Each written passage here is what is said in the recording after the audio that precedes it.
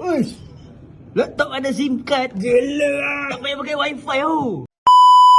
Memperkenalkan Dell Latitude 5320. Dell Latitude 5320 adalah laptop perniagaan dari siri Latitude 5000 yang direka khas untuk profesional yang memerlukan prestasi kukuh, ciri keselamatan tinggi dan kebolehgunaan jangka panjang. Keunikan utama Dell Latitude 5320 adalah mempunyai SIM card slot yang membolehkan anda menggunakan sambungan rangkaian selular mobile broadband, biasanya 4G LTE.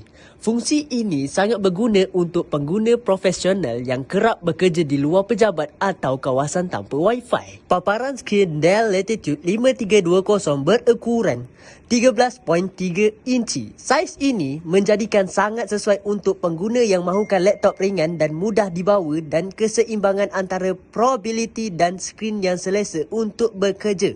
Siap touchscreen lagi. Untuk keselamatan tambahan, webcam yang ada pada laptop ini mempunyai privacy shutter.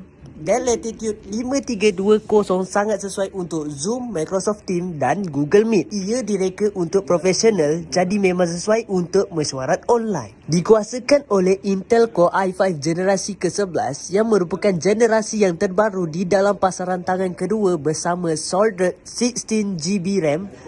Laptop ini menawarkan prestasi pantas dan kecepatan tenaga yang lebih baik. Sesuai untuk multitasking, analisis data dan tugasan berat, siap upgradable storage lagi. Dengan grafik kad Intel Iris Xr, laptop ini membawa peningkatan besar berbanding grafik Intel terdahulu seperti Intel UHD. Ia digunakan bersama CPU Intel Gen ke-11 dan ke atas dan sangat sesuai untuk kreatif dan produktiviti seperti Canva, Adobe Photoshop, Illustrator, Premiere Pro, AutoCAD 2D, Fusion 360, SolidWorks. Port utama pengecasan adalah melalui USB-C yang menyokong Thunderbolt 4. Power Delivery PD menyokong pengecasan pantas seperti Express Charge.